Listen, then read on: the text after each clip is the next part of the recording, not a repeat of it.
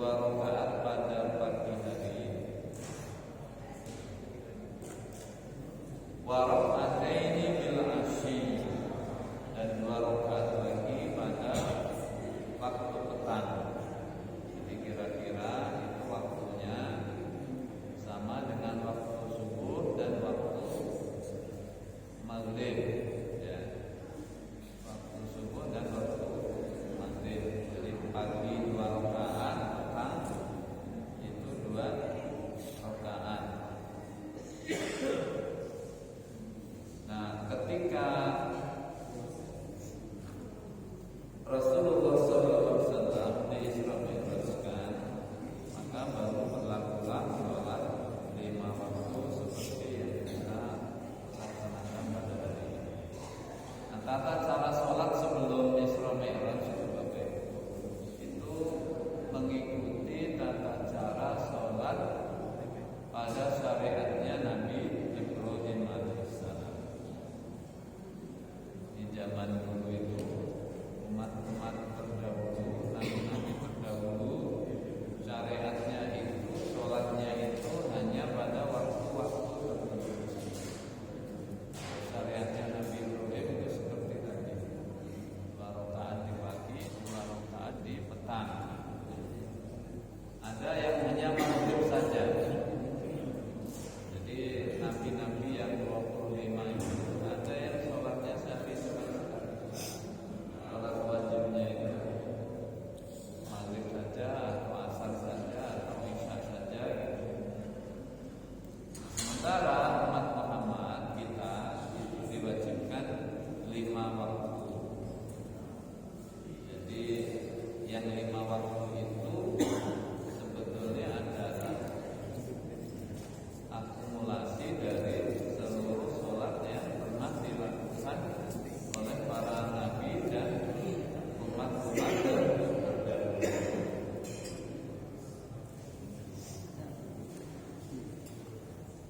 Jadi kita yang diwajibkan untuk melakukan keseluruhan sholat yang dilakukan oleh para nabi dan umat terdahulu. Makanya lengkap kita.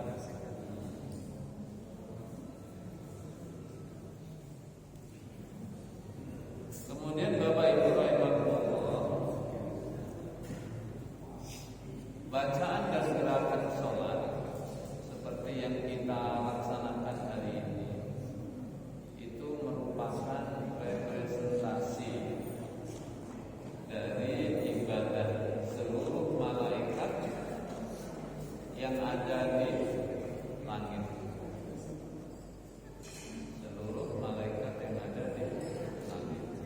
Jadi kenapa sholat kita itu ada posisi berdiri, ada posisi rukuk, ada posisi sujud, ada posisi duduk, ada bacaan takbir, ada bacaan tasbih, ada bacaan Al-Quran, ada bacaan sholawat, ada bacaan salam dan seterusnya.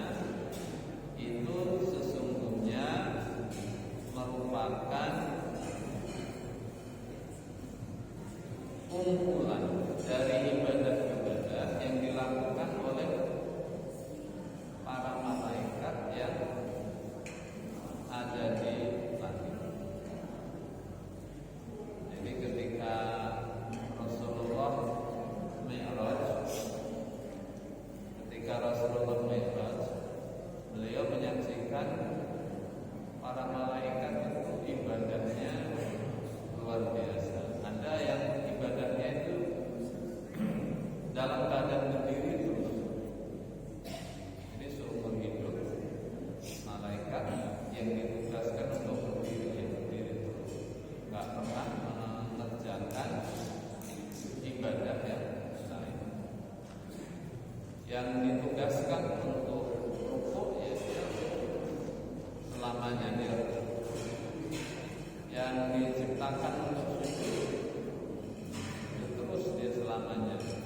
Yang ditugaskan untuk duduk begitu seterusnya. Nah, di antara malaikat itu juga ada yang ditugaskan untuk membaca takbir. Takbir seumur hidupnya baca takbir. Ada yang ditugaskan untuk membaca tasbih. Subhanallah, subhanallah. Terus seumur hidupnya ibadahnya cuma satu, yaitu membaca tasbih.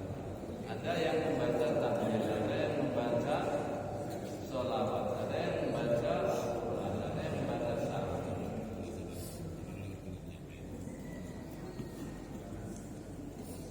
Jadi ibadah malaikat satu-satu. Kalau malaikat 10 malaikat yang kita kenal itu kan tugasnya khusus Bapak Ibu. Jibril tugasnya menyampaikan wahyu. Mikail berbagi rezeki. Israel menjaga nyawa. Ridwan menjaga ya, Malik menjaga neraka. Maka seumur hidup mereka tugasnya ya tidak ada tugas-tugas yang lain.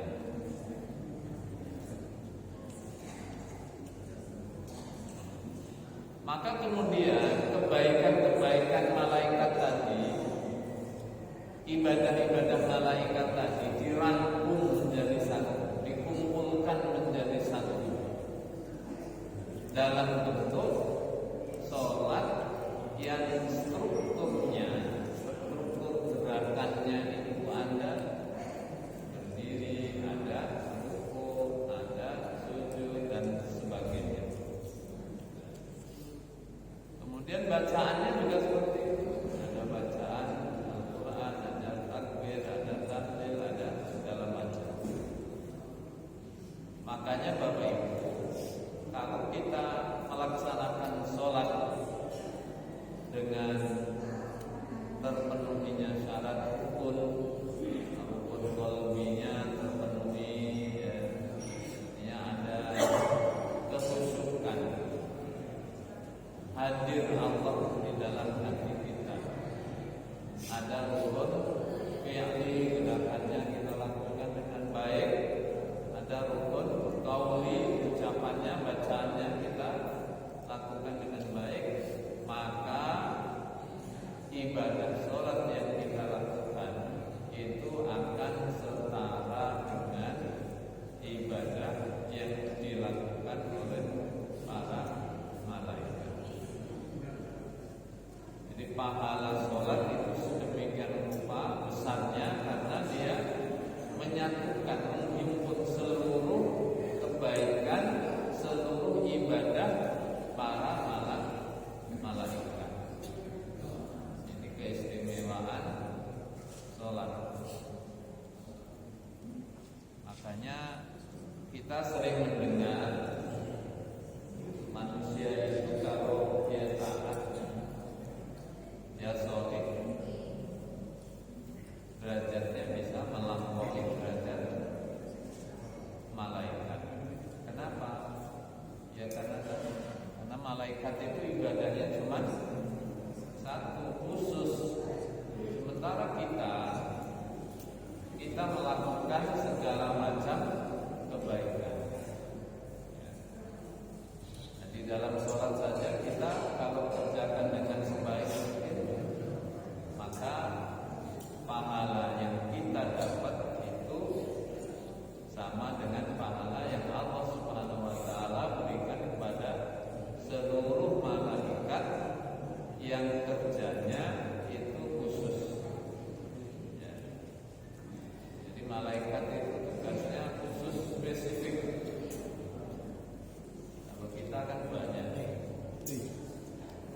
Kita dalam beribadah, dalam sholat saja kita ada berdiri, ada duduk dan seterusnya. Makanya ibadah yang kita lakukan itu bisa melampaui ibadah yang dilakukan oleh malaikat.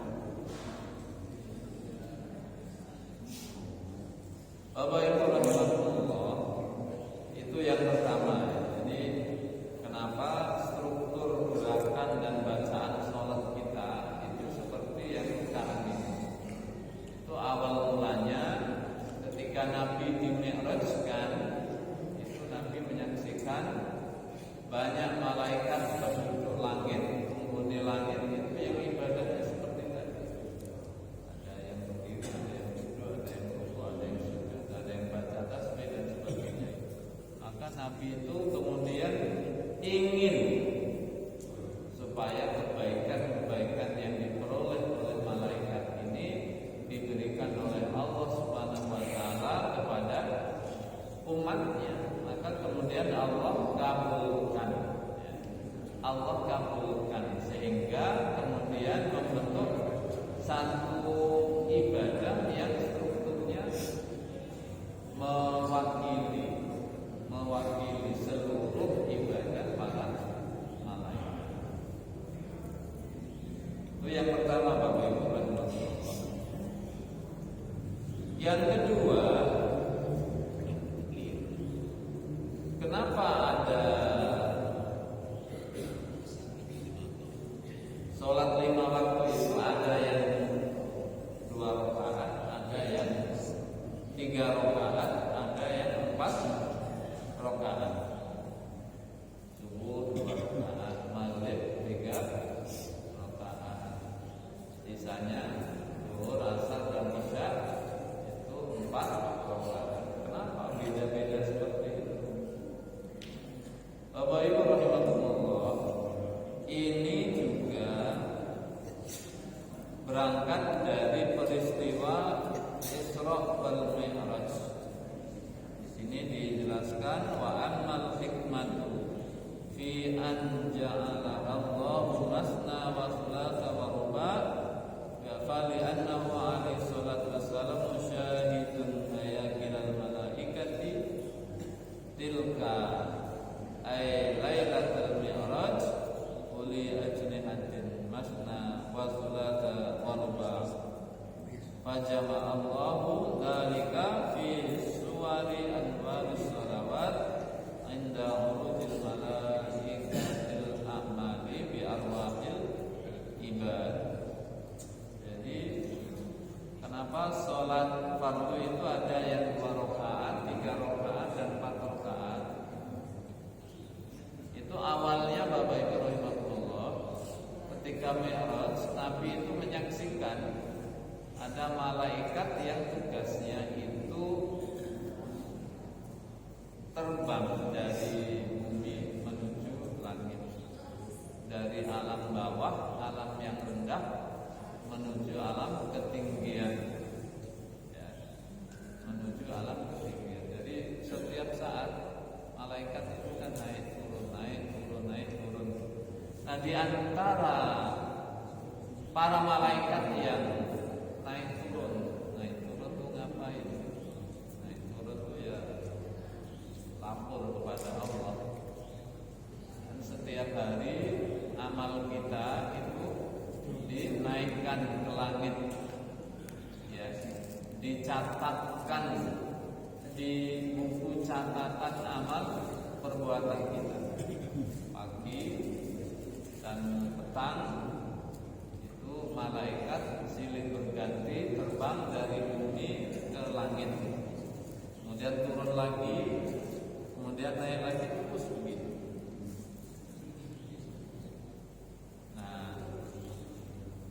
Sayap malaikat itu ada yang 2, ada yang 3, ada yang 4.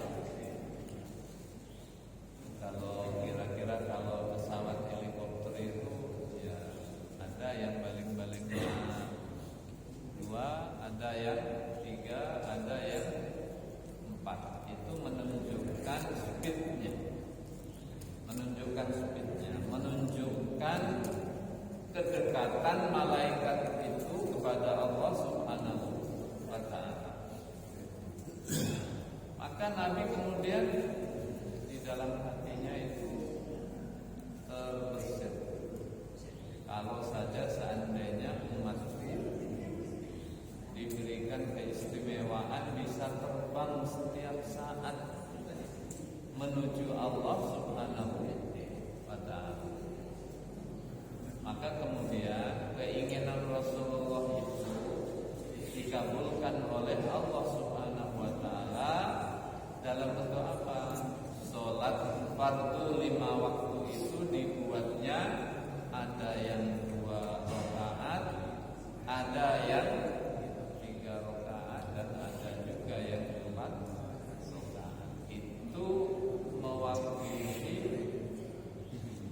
malaikat yang setiap saat itu naik turun ke bumi dan ke langit, naik ke langit dan nanti turun lagi ke bumi. Ya. Jadi sayap-sayap itu diwujudkan dalam bentuk jumlah rakaat sholat. Coba nanti Bapak Ibu dibaca di dalam surat apa ya? Surat Fatir atau surat Fatir. Alhamdulillahilladzi fatirus samawati wal ard ja'ilal malaikati uli ajnihatin masna wa thulatha wa ruba yazidu fil khalqi ma yasha. Jadi Allah sudah menciptakan para malaikat itu, yang malaikat itu dibekali dengan sayap. Ada yang 2 sayap, ada yang 3 sayap, dan ada yang 4 sayap. Jadi sayap itulah yang digunakan oleh para malaikat ini untuk terbang menuju Allah Subhanahu wa ta'ala. Nah, hikmahnya apa? Kalau kita melaksanakan sholat fardu 5 waktu, subuh 2 rakaat, maghrib 3 rakaat, zuhur, asar dan isya 4 rakaat, maka kita bisa setiap kali kita sholat itu kita sedang naik menuju Allah Subhanahu wa ta'ala. Makanya para ulama mengatakan as-sholatu mi'rajul mu'minin.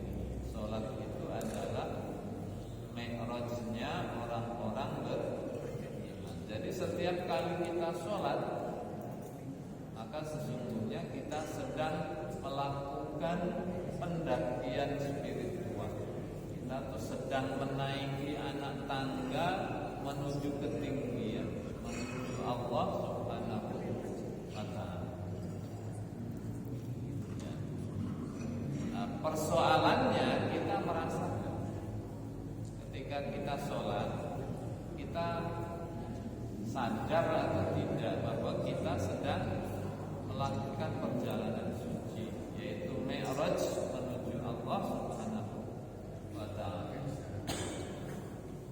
Kita sadar enggak ketika kita sholat kita sedang menapaki tangga-tangga pendakian menuju Allah Subhanahu wa ta'ala. Nah, ini yang perlu kita sadar, perlu kita capai agar sholat kita itu tidak sekedar rutinitas, agar sholat kita tidak sekedar menggugurkan kewajiban kita secara formal. Ya, secara formal kita udah sholat, udah gugur kewajiban kita. Tidak hanya sebatas itu, tidak sekedar formalitas sholat kita itu, tapi betul-betul kita sertai dengan penghayatan bahwa kita saat sholat itu sedang bersimpuh di bawah kaki kebesaran Allah Subhanahu wa ta'ala. Makanya setiap kali kita berpindah gerakan dari satu posisi ke posisi yang lain, kita diperintahkan untuk membaca takbir Allahu Akbar. Itu untuk mengingatkan kita sesungguhnya bahwa kita sedang berada di hadapan Zat yang maha besar. Kita itu kecil, sehebat apapun kita ini kecil, sekuat apapun kita itu lemah dibanding dengan kekuatan Allah Subhanahu wa ta'ala. Jadi makanya kenapa takbir itu diulang-ulang sedemikian banyak, itu untuk mengingatkan kita bahwa kita ini makhluk yang lemah, butuh kepada Allah. Allah maha agung, maha besar, maha kuat, sehingga kita kemudian bersimpuh di bawah kaki kebesaran terus kita capai di dalam sholat kita. Jangan cuman diri duduk, nggak ada maknanya. Jangan tidak dimaknai gerakan-gerakan kita itu. Jangan sampai kita tidak menyadari bahwa saat kita sholat kita itu sedang mendaki menuju Allah Subhanahu wa ta'ala. Jadi itu yang kedua Bapak Ibu, bahwa kenapa sholat itu ada yang 2, 3, dan 4 rakaatnya. Itu hikmahnya atau rahasianya, jumlah rakaat itu merepresentasikan jumlah sayap malaikat yang digunakan untuk terbang menuju Allah Subhanahu wa ta'ala. Sehingga kalau kita sholat kita berarti mi'raj. Kalau Nabi mi'rajnya itu langsung menghadap Allah Subhanahu wa ta'ala, kalau kita umatnya mi'raj kita itu melalui sholat, terutama sholat fardu, terutama sholat fardu kita. Bapak Ibu rahimakumullah, yang ketiga, kenapa jumlah rakaat sholat kita itu 17 rakaat? Kenapa 5 waktu dan kenapa 17 rakaat? Dulu kan konon sholat yang diperintahkan pertama kali itu kan 50 waktu. Tapi kemudian Allah berikan diskon, dikorting dari 50 menjadi 5 waktu. Tapi yang 50 waktu itu apa saja itu tidak ada riwayat. Ya. Kalau bahasa kita itu Allah hanya pengen mencari kita saja, ingin menguji kita. Nabi Muhammad itu adalah Nabi yang artinya lembut, santun, tidak seperti Nabi Musa. Kalau Nabi Musa ini kan orangnya kritis. Kalau tidak masuk di akal dia protes. Tapi ada hikmahnya buat kita. Untung saja Nabi Muhammad saat turun dari Sidratul Muntaha itu bertemu dengan Nabi Musa. Mungkin kalau enggak nanggung lah kita sholat 50 waktu. Berarti kan kira-kira setengah jam kurang kita sholat. Tidak sempat ngurus kebun sawit, tidak sempat lagi. Ya. Tidak sempat ngapa-ngapain 50 waktu. Jadi belum lagi setengah jam kita udah sholat lagi. Ya. Tidak ada lagi orang bangun pasar, tidak ada. Bangun pabrik, bangun gedung, tidak ada. Orang bercocok tanam di sawah, tidak ada waktu lagi. Jadi kadang-kadang orang kritis itu juga penting dibutuhkan. Jadi yang agak ngeyel-ngeyel dikit itu jangan lupa terus dikucilkan. Kadang memang penting ya. Agak nyinyir-nyinyir dikit itu ya. Kadang-kadang diperlukan. Kalau tidak ada yang kritis kan repot kita. Nah, gara-gara kritisnya Nabi Musa lah berkahnya kita hanya diwajibkan 5 kali sehari semalam. Tapi Bapak Ibu, di dalam satu hadis riwayat Imam Bukhari itu dijelaskan yang dikorting, yang dikurangi itu hanya jumlah waktunya, jumlah sholatnya, pahalanya tetap setara dengan sholat 50 waktu. Nanti silakan dicek di Sahih Bukhari di awal-awal, di awal-awal, di hadis-hadis awal itu ada penjelasan mengenai. Jadi di akhir hadisnya panjang, saya hafalnya cuma yang ujungnya saja. Wa hiya khamsun fil amali wa hiya khamsuna fil ajri. Meskipun sholatnya dikurangi dari 50 menjadi 5, khamsun itu 5, wa hiya khamsuna fil ajri, tapi pahalanya tetap setara dengan khamsuna 50 waktu. Jadi ini kemurahan Allah kepada umat Muhammad SAW. Meskipun sholat yang kita lakukan itu hanya 5 waktu, tapi pahalanya sama dengan sholat 50 waktu. Ini hadisnya sahih. Ya, jadi beruntunglah kita sebagai umat Muhammad yang amalannya sedikit. Amalan kita itu sedikit, tapi pahala yang Allah berikan itu sangat besar. Berbeda dengan umat nabi-nabi terdahulu. Mereka itu ibadahnya panjang-panjang, lama-lama, tapi pahalanya sedang-sedang saja. Nah, kita umat Muhammad itu keuntungannya ibadahnya sedikit, tapi pahalanya besar.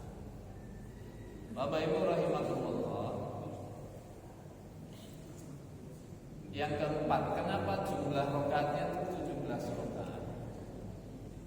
Sebelumnya saya ingin jelaskan bahwa dulu ketika Nabi masih di Mekah, jadi ketika Isra Mi'raj di Mekah, kira-kira 1,5 tahun Nabi sholatnya itu hanya 11 rakaat. Kemudian hijrah ke Madinah, sholatnya masih 11 rakaat. Baru setelah Rasulullah berhasil membentuk masyarakat yang beradab, jumlah rakaatnya ditambah menjadi 17 rakaat. Jadi dulu di awal Islam, Bapak Ibu, jumlah rakaat sholat 5 waktu bukan 17, tapi 11 rakaat. Subuh 2, zuhur 2, asar 2, isya 2, maghrib 3. Jadi semuanya 2 kecuali maghrib. Maghrib itu aswin 3. Kemudian setelah Nabi hijrah ke Madinah, itu jumlah rakaatnya ditambah. Subuh tetap 2, maghrib tetap 3, sementara zuhur, asar dan isya itu masing-masing ditambah 2. Jadi 4 rakaat. Zuhur 4, asar 4 dan isya 4, sehingga jumlah rakaatnya menjadi 17 rakaat. Kenapa 17 ini? Apa rahasianya angka 17 ini? Ini terkait dengan apa yang dijelaskan oleh Rasulullah SAW melalui hadisnya.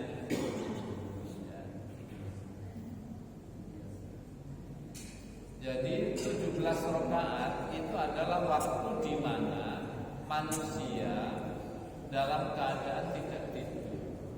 Manusia dalam keadaan terjaga. Kan sehari semalam itu 24 jam.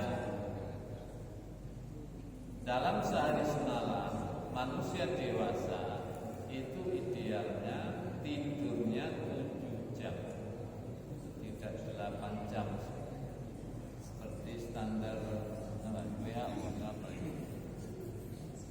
Standar WHO itu 8 jam. Kalau standar Islam bukan 8 jam tapi 7 jam. Jadi kalau kita 7 jam tidur sehari semalam itu semuanya sudah tercukup. Kebutuhan tubuh kita untuk beristirahat itu sudah tercukup. Sisanya berarti 24 jam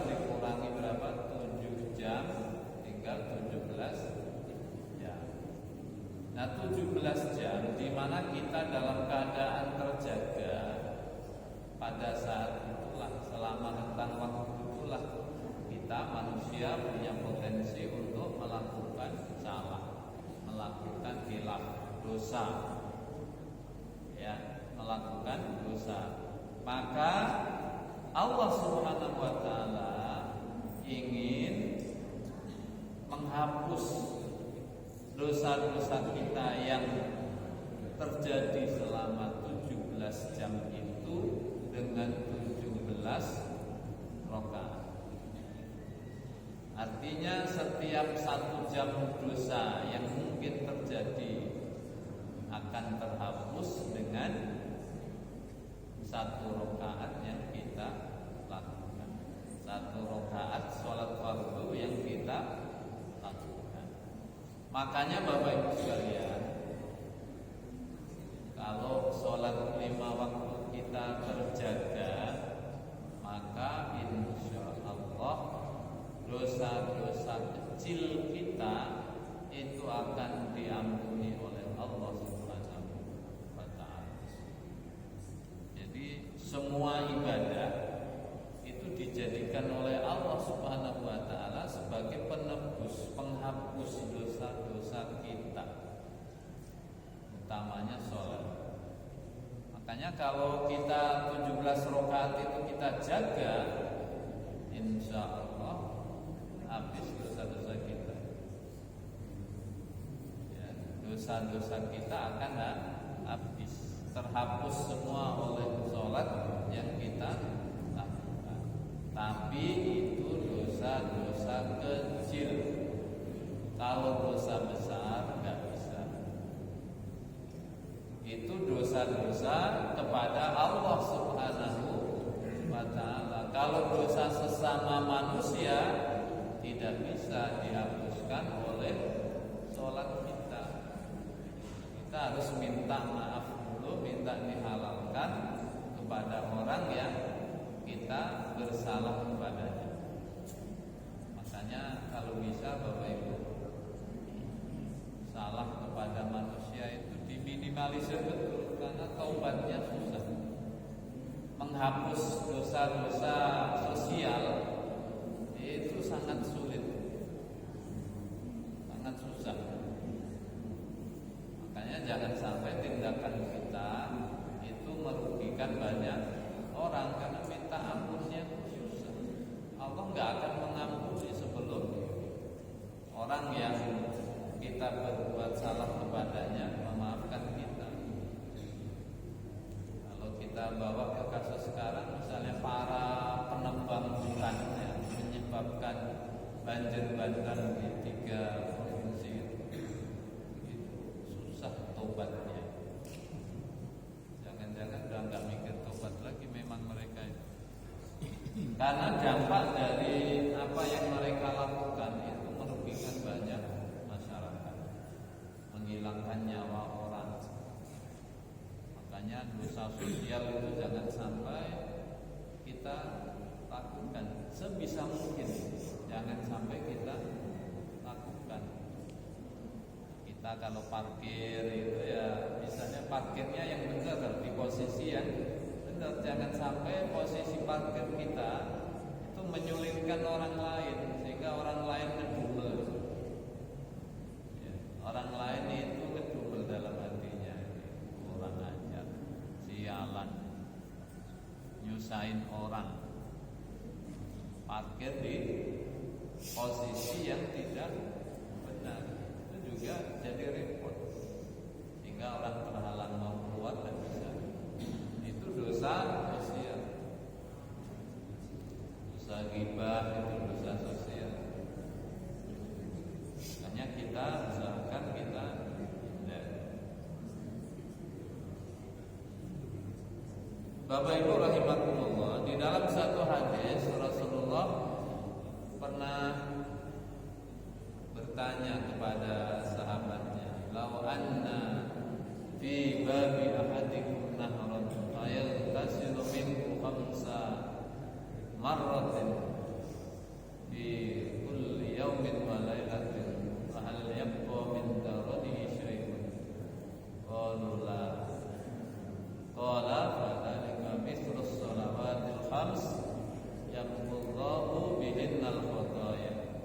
Kalau seandainya Nabi bikin perumpamaan, seandainya di depan pintu rumah kalian ada sungai besar yang mengalir air yang sedemikian jernih, lalu orang itu mandi sebanyak 5 kali dalam sehari semalam, masihkah ada kotoran yang menempel pada tubuhnya?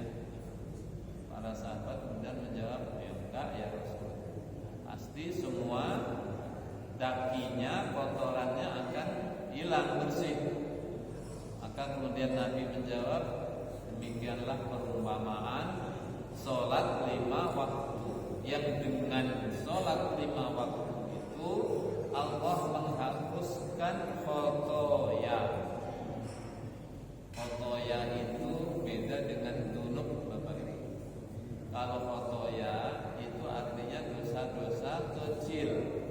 Kalau dunub itu bisa dosa kecil, bisa juga dosa besar. Makanya di dalam redaksi hadis itu Nabi menggunakan kata al-khotoya yang artinya apa? Dosa-dosa kecil. Kalau dosa besar tidak bisa dihapus oleh sholat yang kita kerjakan, harus dengan taubat. Dan taubat itu ya tidak mudah. Taubat itu banyak syarat rukunnya. Makanya kalau buat dosa, pilih-pilihlah dosa yang kecil-kecil saja, jangan ambil dosa-dosa besar, karena taubatnya itu sangat